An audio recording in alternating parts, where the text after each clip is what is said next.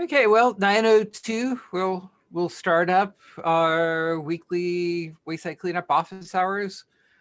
It's being recorded. You can always opt out of, shut off your video or shut off your audio. Just sit quietly and lurk if you like. And this is your chance to ask us anything, and we may or may not answer.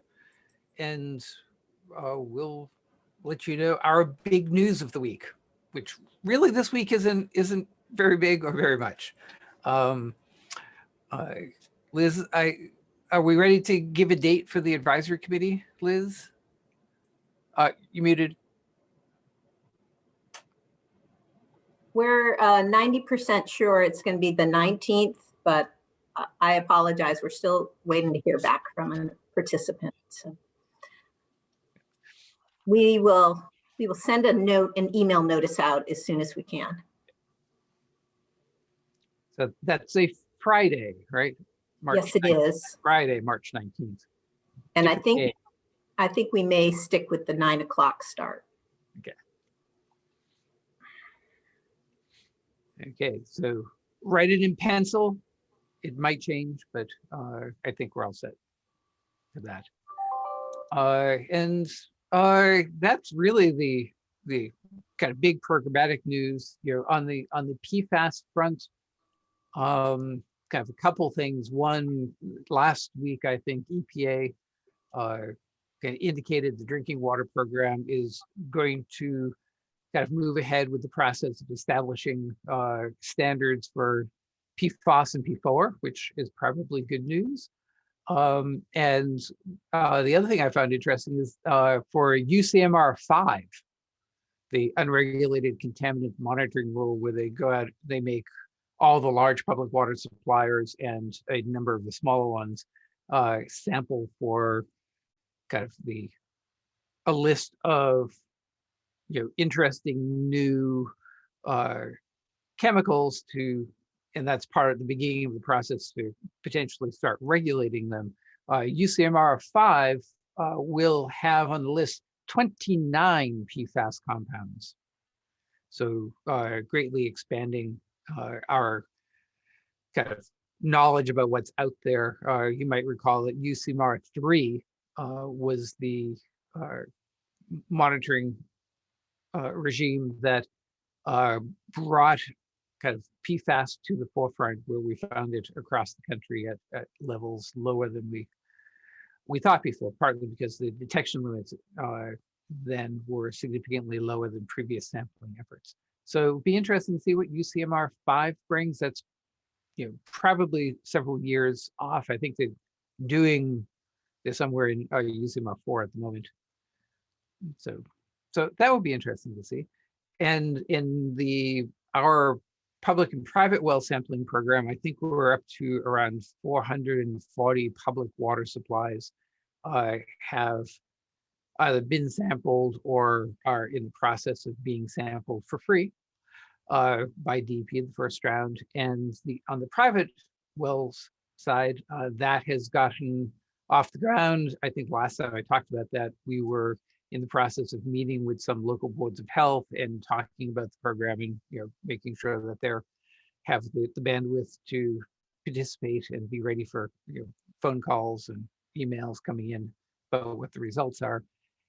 And I believe that there are, in fact, the first 10 samples wandering through the system. They've been sampled. I think the analyses have been completed or will be completed soon. And so we're going to start seeing don't want to say trickle, because I think it's going to pick up and it's probably not going to be a torrent, but a steady stream. Let's go with that. A steady stream of groundwater private well monitoring results, which will give us a better idea of what's out there in the world. And for those practitioners, LSPs, who are kind of interested in sites with PFAS, that also potentially, as we do the public water supply and the private water supply sampling, we most likely will be finding some percentage. I'm interested in what the percentage is of contaminated wells And how many sites we're going to find in this, that's the great unanswered question, but we're going to find out. But the results are beginning to come in. So that's what we're going to be doing the spring and summer, probably. A lot of that. I think that's PFAS news. That's I think all I have. Liz, do you have anything else we want to convey? I don't think so. I know we've talked to you about getting the TAG grants up and running, so we're still on track to do that this spring so that they would start at the beginning of the next fiscal year, July 1st. We'll have more information on that as well. We think we'll get a web page up for that with some preliminary information, and we still need to fill in the dates. And we will be doing a pre-notice meeting. So I guess one thing I could say about that is if you know of a group that you think may be interested, you might mention it to them and they could send along their email address to us. They can send it to BWSC information and we can make sure they're part of that pre-notice mailing.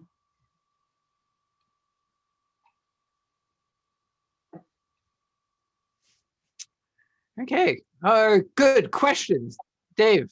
Actually, it's following up on Liz. Can you just remind me what a TAG grant is so that if I'm talking to my local board people, I speak with just a hint of information? Yes, sure.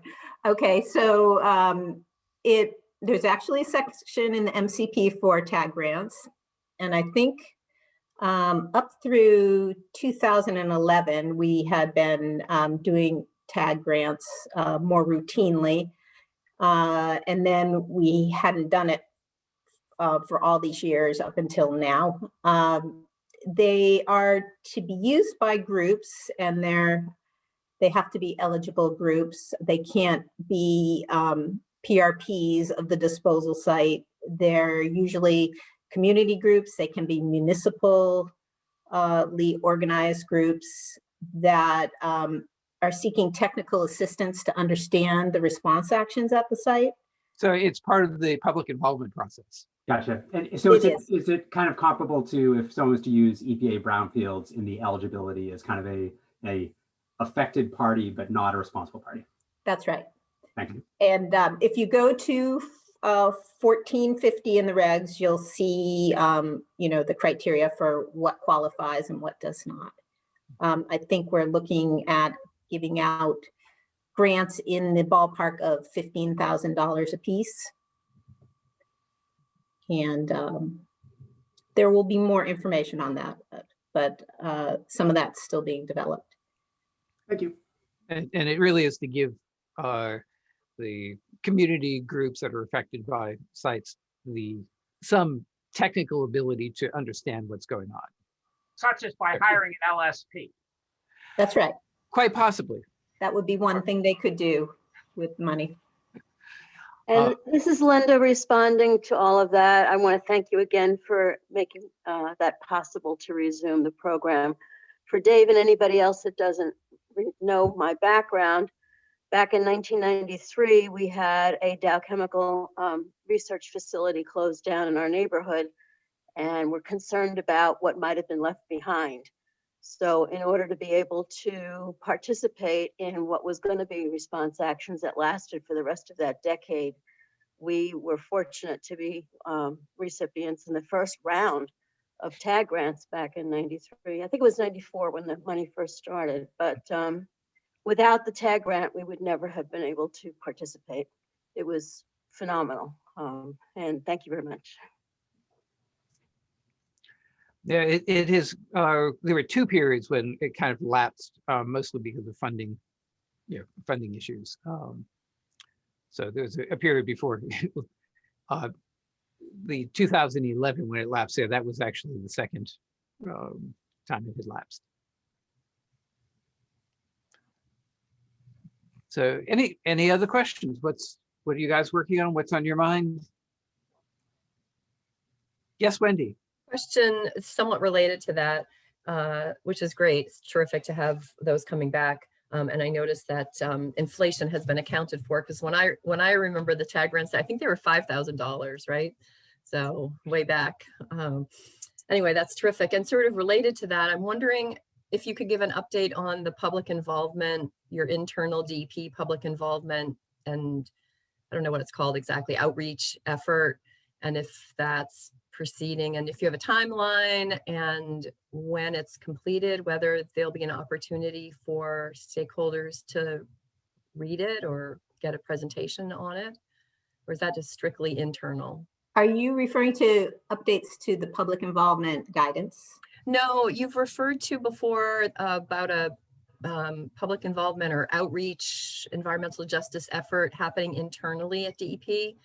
I think with regard to an effort to get stakeholders, a broader, more diverse range of stakeholders involved. Have I?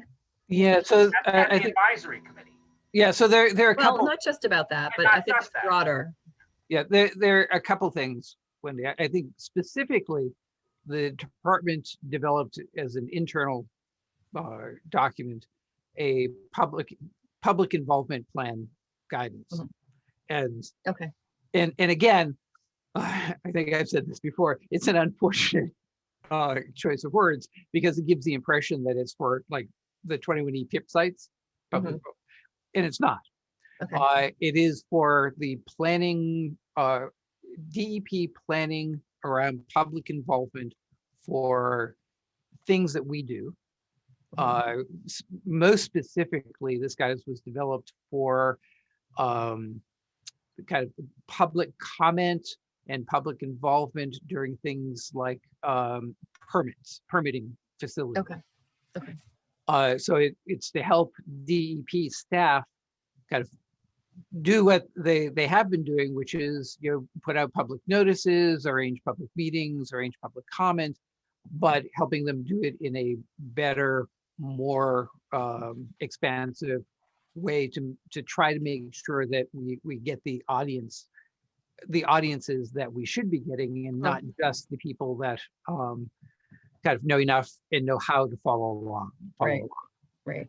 So there is some material in there which certainly would be helpful for waste site cleanup on, you know, things like getting things translated, for instance.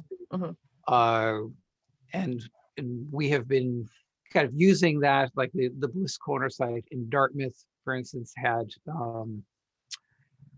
you know, we've been doing a lot of work getting material translated into, I think, Portuguese and Chinese for the residents down there.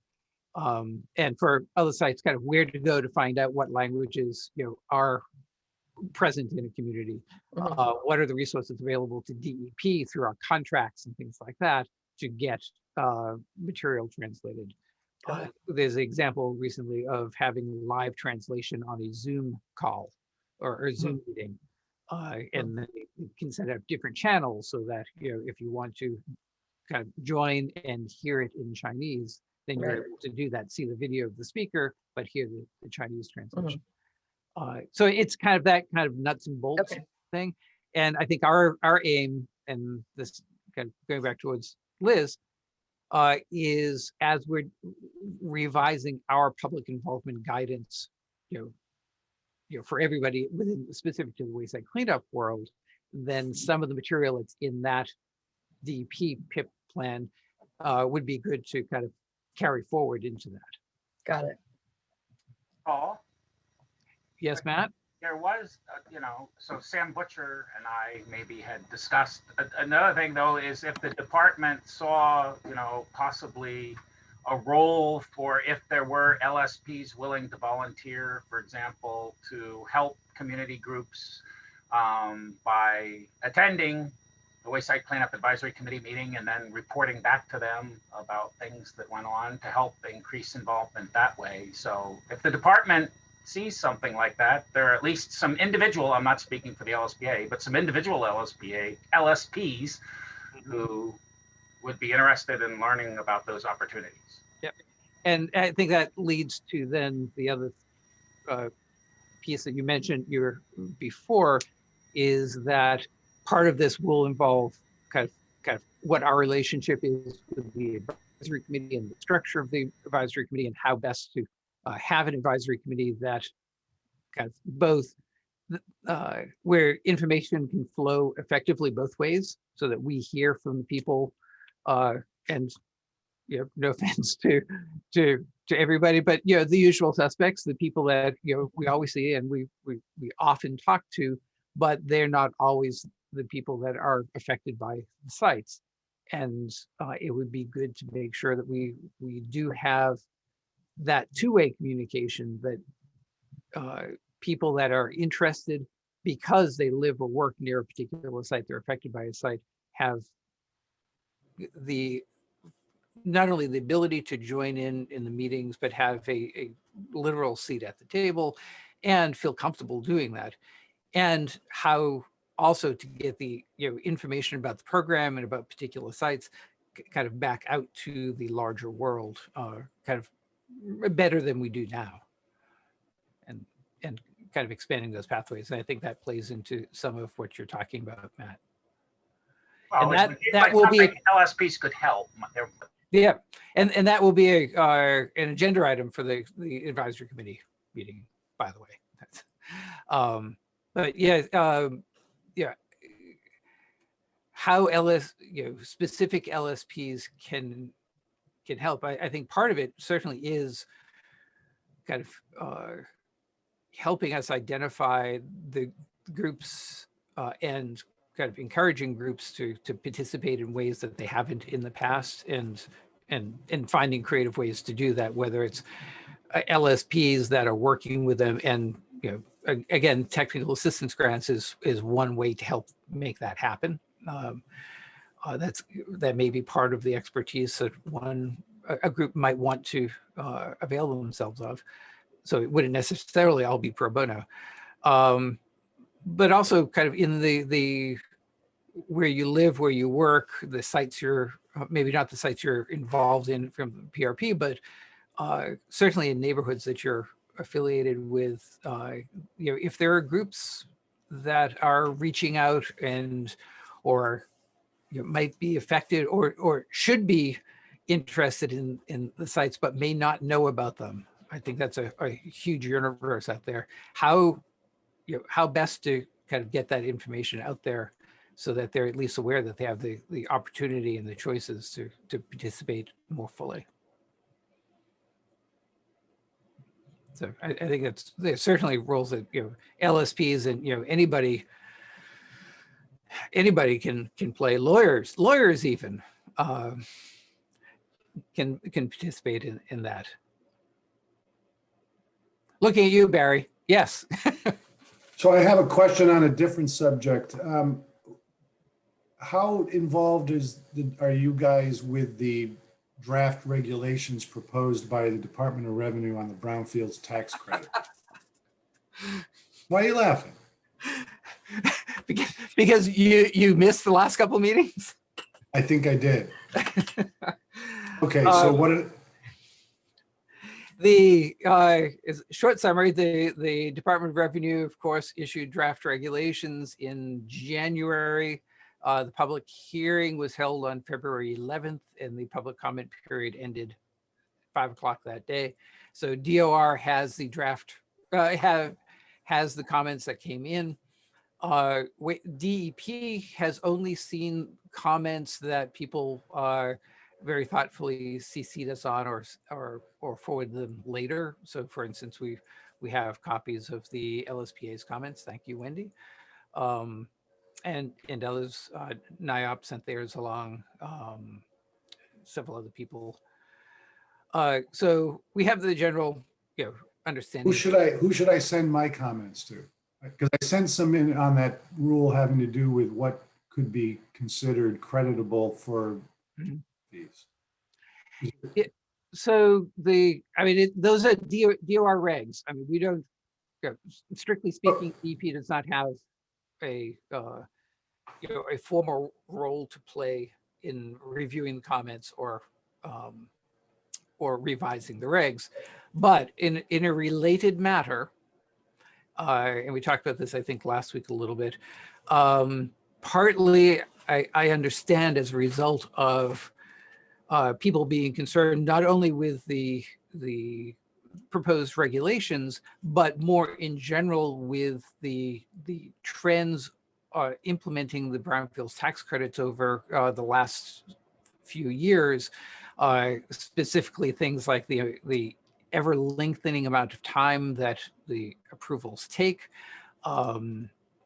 and what people describe as being perceived kind of inconsistencies from site to site or your application to application, that in addition to submitting the comments on the DOR regs, some people have reached out to the Secretary of Administration and Finance and the Lieutenant Governor's office. And as a result of that, there is, separate from the reg revisions, a internal interagency working group that is looking at kind of the goals and the implementation issues, kind of the bigger picture issues surrounding the brownfields tax credits. So that interagency working group includes folks from DOR, obviously, Administration and Finance, the Office of Energy and Environmental Affairs, and DEP staff. Yeah, they sent out that notice of the listening session later on, but should I just email the letter I sent to them about that particular rule to you? I presume even though you have no formal role, meaning the department, you must be consulted on what they're doing with those regulations.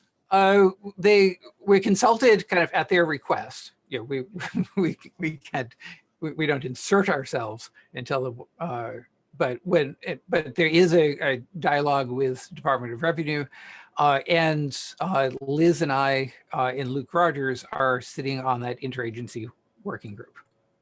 So if you do have comments, it would certainly be helpful for us, kind of just to know what other people are reading on the interagency group, and then we'd be able to kind of react accordingly. I mean, just so folks on the call know, so there was a change that they're proposing in the rule that would limit creditable costs to include attorney's fees for compliance assistance, and they've added the words "in the preparation of submittals, documenting response actions and preparing AULs."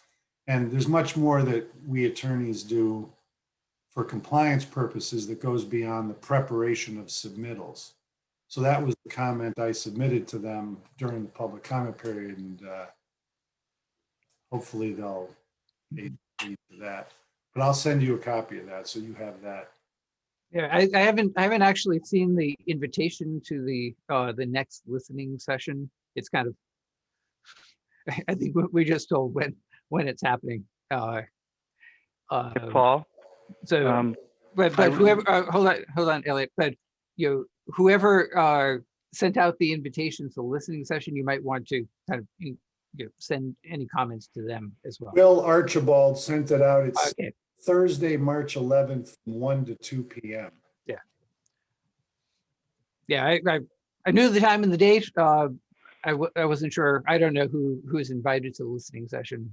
They did one 2 weeks ago now, I think, or last week. Time flies. And it involves the city of Worcester and NIOP. So I think there are going to be a couple more as well. Thanks. All relative to the next listening session, Yep. I received an invitation yesterday, and just checking around, it seems that folks that submitted comments are getting them. But LSPA got one too, That makes sense. so and we'll I be think there. NIOP's getting one, so Good. we'll see you on the 11th. Didn't say if it's a Zoom meet. I assume it's a Zoom meeting. It didn't say.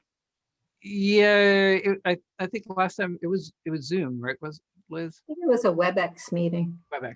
It's online. Yeah, Yeah. they'll send the link. Yeah. It's encouraging anyway that they're listening. So. Yep. And the comments, certainly the comments for the last session were interesting. Several pages of notes. Any other questions not related to brownfields tax credits?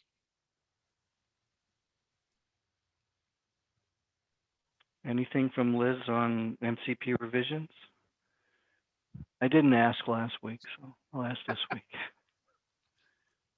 We have a percentage, right? We're still in the process of working on them. We are working routinely on them, and Paul and Luke and I will be meeting on Friday. We're refraining from giving estimates. If that's what you're Okay. looking for, Elliot. No, I just wanted an update. I'm not pressing you on any details, but incrementally, but I will. the purpose of the weekly meetings would be to make final decisions about kind of how the last lingering comments and the wording and things like that. So, it is real incredible progress being made. Thank you. Do you have any new info about vaccinations for DP, ER folks and possibly LSPs? I was reminded yesterday with the governor's statement about teachers. Yes. So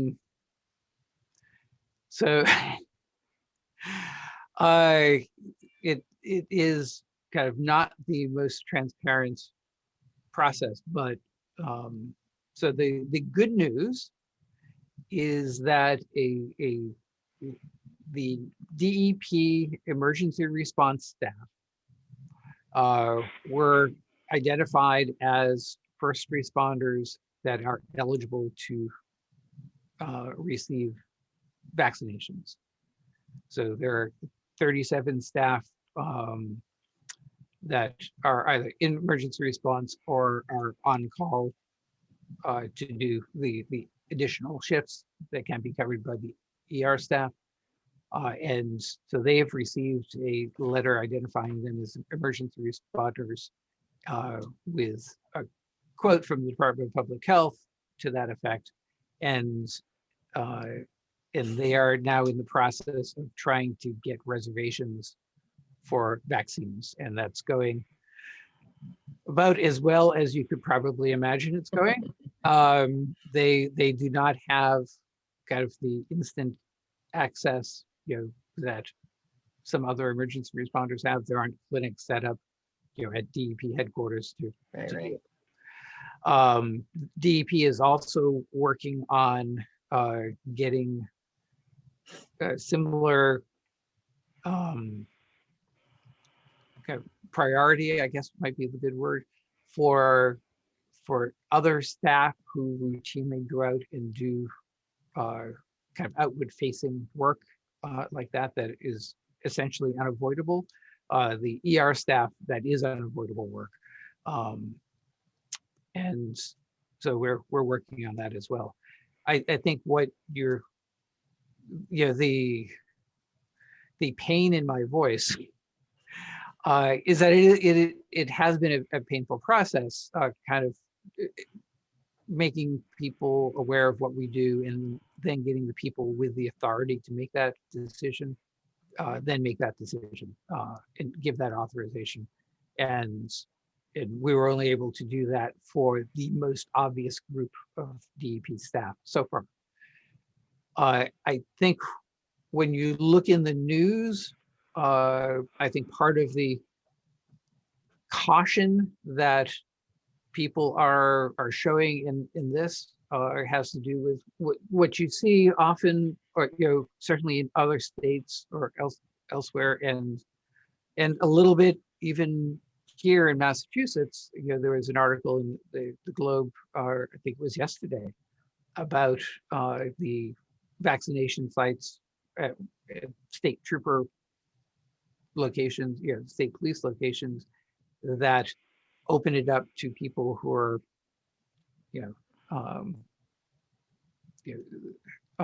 who are not themselves first responders. There's so I think people are trying to be very careful and not, it's not in kind of my authority to write a letter is saying, okay, Liz Callahan, you're authorized. That it does, they are, holding that authority very closely, and we are working through the proper channels to do that, to get authority. And No, I get it. I get it. Yeah. Hear you. Thank you, but appreciate all your efforts, and glad to hear that the DPER folks are starting to go through the process. Yes, Dave. So I'll just chime in with I actually didn't say anything last week, but I'll say back to the PFAS possible MCP notification issue for residential testing. Once you start getting the data, know that we are all going to be very curious how those homeowners and consumers are being handled for folks that aren't clearly associated with some sort of industrial or commercial operations nearby. Anyway, there's not an answer for today, but it'll be something we'll be very curious to see how tracking. I mean, there is a bit of an answer in that we expect to find kind of a range of results. My first guess would be that maybe 2 to 3% of the randomly selected homes, if they were in fact randomly selected, would come up with something above 20. And part of the question is how high above 20 and what the potential sources are. I think so far our experience with homeowners is that they are generally down gradient recipients of contamination. So the presumption going into all of this is that they will be essentially people that have down gradient property status, either through the statute, the definitions of the statute or regulations. So we will try to kind of work with them with that presumption in mind. There are a couple kind of things to also keep in mind is that, one, if if the concentrations pose an imminent hazard, then DEP has a different role there to make sure the imminent hazard is addressed in a timely manner. And also there is the possibility that for whatever reason, and it's too early in this game for me to speculate how or why, but there's always a chance that a property that is now a home, a residence, was the source of the contamination. And you can dream up a number of weird scenarios where that might be the case, but we always have to keep that in mind that there might be some who are not, and then we would work with them. But also you referenced 20 because 20 is the GWB1 standard, and so like if you get a hit of 30 parts per trillion in a house, you're going to say, oh, you're greater than the GWB1 standard. We recommend a treatment system. We want you to be drinking clean water. But any detection above the detection limit is a critical exposure pathway for a compound of concern in a private drinking water well. And so this is where me as LSP and drinker of private drinking water is concerned that people are going to feel there's some sort of challenge when they have to deal with the critical exposure pathway scenario. Well, I think depending on kind of where it is in the MCP process and kind of the dealing with critical exposure pathways is the responsibility of the PRP. In the absence of the PRP, I think I would view this as boiling it down to a simpler question. A homeowner getting results back saying that they have measurable levels of PFAS in their water. They are going to be coming to DEP and the local boards of health and asking, what does this mean and what can I do about it? And really that's the conversation we're going to have with them. Right. We have technical assistance from UMass, Amherst, and Lowell throughout this process. The reason why we're working with the local boards of health before the testing happens is to make sure that they're prepared for the questions they will inevitably get. And we won't move ahead unless they say that they are and that they want this to move ahead. And our staff are also ready, willing, and able to help out with that technical assistance. So I think that's the conversation we'll have with them. And I think that's the way that I would kind of prefer to frame it. they're inevitably going to have that question. Let's be ready for it and be ready to talk about what it means, whether it's above 20 or even below 20. You know, we're not going to say, oh, it's below 20, you're not our problem. It's, you still have this, you're going to have questions, and we would still make recommendations about what can be done and give them the information. Yeah, thanks, appreciate it. And actually, just as a practitioner, we've already crafted for a couple of communities where we work, the template letter already exists for the non-detect, the 0 to 20, the 20 to 90, and the 90 plus, so that as soon as we get the data, we can communicate it really promptly, like, here's where you fall and here's what we should talk about. And of course, you had to go through all the access agreement to communicate with these people to come in and get the sample, so they're not surprised that they're having a conversation afterwards. So thanks. Right, right. And as you can imagine, we have similar template letters ready to go, somewhat complicated or doubled by the fact that how the process works is there's an initial sample, and if they get something in the initial sample, we follow up with a confirmatory sample. And that's partly because the initial samples are being taken by the homeowners themselves.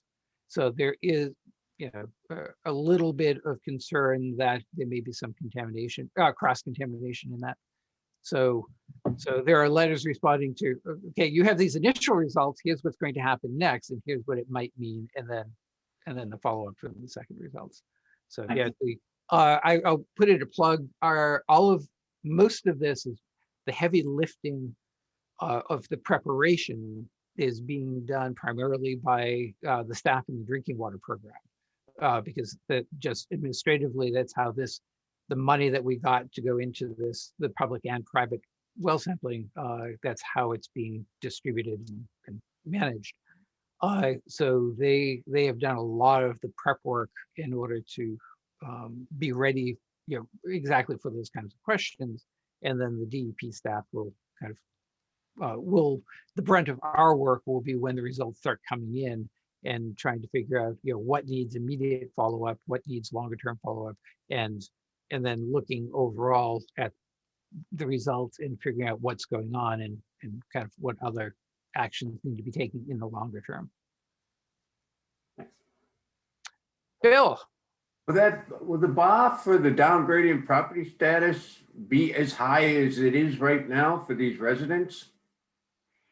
In other words, 3 monitoring wells, and hell, if you got fractured bedrock, now we're in the deep bedrock. I'd see a $10,000 program for the homeowners to even argue downgrading property status. Has the department considered loosening up those standards a little bit for homeowners if they do get a detect? Well, first, keep in mind that DEP is going to be involved in all of this from the start. And in fact, not only from the start, but before the start, we're involved. We are the ones who will be receiving the data before the homeowners. We will be able to look at it and make some initial judgments in this. And because we'll be able to look at kind of the setting and where they are, what they are. One of the notification requirement will be satisfied through passing the information from to us. We'll receive it and we'll consider that kind of meeting the requirements of the notification section. And then it becomes a DEP issue of for which sites will we initiate notices of responsibility and start the clock ticking for bringing people into the MCP. Because these are mostly going to be homeowners that are most likely downgrading property status. I believe in most of the cases we will be holding back notices of responsibility until we have more information about who the actual responsible parties are, and then go look to find the sources. So what Wayside Cleanup will be doing is looking at the information as they come in and prioritize where we're going to do source discovery and find PRPs, rather than putting the burdens on the individual homeowners to do that work. This is the DEP sponsored and initiated and funded research project to find out the levels and distribution of PFAS across the state. So we are going to take on, we're going to have to prioritize it because we don't know quite yet how big a job it's going to be until we see the results come in, but we are going to take on the role of doing the source identification, and the decisions about kind of who we give NORs to and who we will ask to take on the responsibility of the site assessment will depend on what we know about those individual sites and kind of what additional information we'll be collecting as part of that source discovery. Paul, you talk about DPS, but we tend to live in a world of soil and groundwater, and the lesson from St. Germain and Weston and Sampson's work indicated that there was an awful lot of groundwater impact due to aerial transmission. Do you anticipate any of the impacts being due to that in Massachusetts? Well, they were talking down to 300 feet in bedrock at 5 miles away. But like I said, I don't know what we're going to see until we actually start. Right. But I'm just saying that, but the fact that the impact could be from aerial deposition, does that affect the regulatory response or approach? Well, I think it would put it into the same context of trying to figure out what we're seeing and why we're seeing it. So, we get a hit, in a building, and I'll take a case that we're working on now in the central region where there is a, small public water supply, a transient non-community, non-transient non-community, one of those, one that looks like a private well, but it's actually a public water supply, that came up with a hit of PFAS, and it's in, generally a residential area. So we are looking around there to figure out kind of where it might be coming from. And in some cases it might be obvious. Oh, it's right next to a military base, or right next to an airport. To pick on those. And who we give the NOR to might be really easy. In other cases, it might be in the middle of nowhere, and we might have to start looking out at, are there industries around where you might have aerial deposition? That's kind of the thought process of, you start with any of these, you start looking for the obvious sources close by, and then we'll work out to the less obvious sources at a distance. And so we're not ruling any of that out, Matt. So yeah, I guess it's all in play. And again, that's the whole point of doing all of this sampling, and the reason why other states are doing the sampling, to try to get a handle on where all of this might be coming from. And aerial deposition is one of the potential sources. Yes, back to Dave. I'm sorry, I'm going to chime in on the same topic still, but so I personally totally appreciate the flexibility that DEP is showing with respect to like DPS scenarios for residential folks. I'm also aware of a commercial property in a central Massachusetts community where we have found PFAS in groundwater during a due diligence assessment, have not identified a source on site, and are now, but it was notifiable, so we've communicated that. And now we're in the, how do we figure out what could be an upgradient source in a fairly commercial area? And we had a very nice conversation with your central region staff, and they helped us, but they basically said, nope, you got to keep following the DPS scenario. Like, you have to do testing to figure out, prove that you're not the source. And we're going to spend a couple of rounds of drilling and groundwater testing. And I feel like this client may end up in the exact same scenario. Like, wow, we've tested the site, we've gone off site up gradient and done some sidewalk wells. We just know there's PFAS in the neighborhood, and we just don't know where it comes from. So here's a client who is doing the MCP downgrading property status assessment. And I'm concerned, I'm mostly concerned because the concentrations are very shotgun blast. It's like, there's not a trend. The different species of PFAS and PFOX and PFXS are different. So it's not like here's one plume. Anyway, so we're following through and doing what's needed, but it feels like this client is gonna But Dave, as long as you prove that it's not coming from your site, if it's up gradient, why are you going any farther than that? You're not obligated to identify the source. So far we're just putting in some up gradient wells on sidewalks across the street up gradient. And gradient, the actual direction of groundwater flow is nicely defined. So we're getting there. But so they will have done their second round of testing, like on-site testing, done a bunch, now going off-site. But the only notifiable compound of concern was the PFAS family. So they will have incurred a cost that is pretty substantial because they're following the process. And we appreciate that. Yeah, no, and that's what your central region staff said. Like you gotta play this straight. Like we gotta try to figure out. And then if there's an opportunity to issue an NOR to an upgrading property, they said they would. So yeah, and it's kind of unfortunate, but it's also hard to design systems kind of other ways that commercial properties commercial properties do have a higher likelihood, for whatever reason, of being the source than homeowners, and they're a little bit more capable in dealing with these questions than homeowners are. I do wish we had now the knowledge that we will have some year, 2, 3 years in the future about all of this, and kind of which will probably all of this hopefully will give us a better understanding, and quite frankly could lead to rate changes or differences in approach. Once we understand more about PFAS, we might be doing things differently sometime in the future than we are now.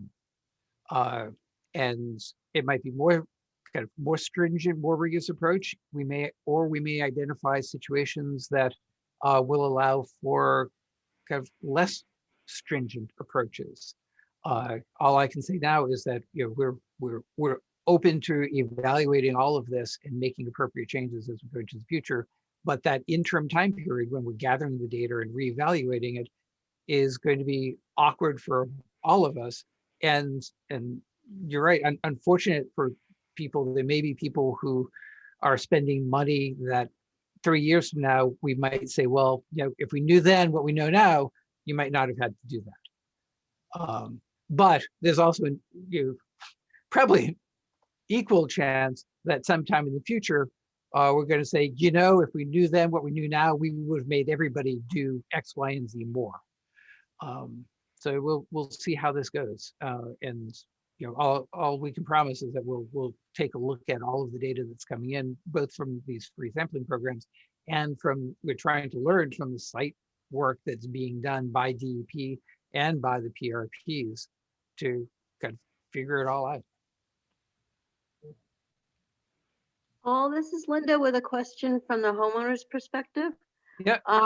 What if there's a small area, a neighborhood that for historical reasons was never connected to the town's water supply, so there's no piping for distribution? So as an alternative to getting involved in having to clean up their own their own wells, would there be funding to help a community fund connecting these, like say it's a dozen homes, to the water supply as an alternative to having to go through, cleaning up their own wells? Yeah, so I think the short answer is yes. Not through wayside cleanup. I'll be quick to point out. Yeah. We don't have that money. But in the case that you described, where an enclave, an area of a town has not been hooked up to public water supply, so it becomes a question. But there is one nearby, hypothetical municipal supply nearby. Then there is funding through our drinking water program. There's first I'm clearly out of my depth here. It's not my program, so check all of this with other people. But first, there is the state revolving fund, which funds infrastructure for municipal water supplies. And the state revolving fund first, it's now headed by Maria Pinot, LSP Maria Pinot. Yeah, I know her. Thank you. Who has a good understanding of the issues that we're all facing. And they are currently funding a number of projects that are related to PFAS. It has been given a higher priority. In fact, there was additional funding in the supplemental budget to go to the state revolving fund to help pay for all of that. There's also there's funding in this in that supplemental budget as well for DEP to give grants to municipalities, mostly for planning for treatment purposes. I don't know if that money could also go towards funding expansion of the public water supply for the infrastructure part of that. But there are those pots of money that are out there that would be available for that. Thanks a lot. I'll pass that along. Thanks. And a heightened sensitivity by the people that are administering those programs about the challenges of PFAS. Sure. Thank you. As you can probably tell, we're all PFAS all the time here. It seems like. But any other non-DOR, non-PFAS questions? Do we do anything else? Nope. We can leave it for the day, for the week. All right. Well, it's been good seeing you all.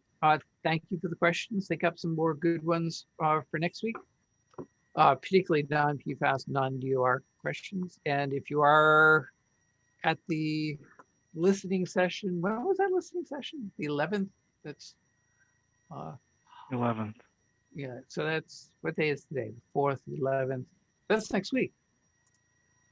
Next Thursday. Well, you could roll with us if you're invited to that listening session. Then you could do it too for next week. And you can see John Fitzgerald online in Zoom at MCP Do a Refresher at 11 o'clock. So in just over an hour. Yay! Be there or be square. Yep, exactly. Soyez là ou soyez carré. Okay. See you all next week. Thank you all. Not before. Bye-bye. Yeah. Thank you.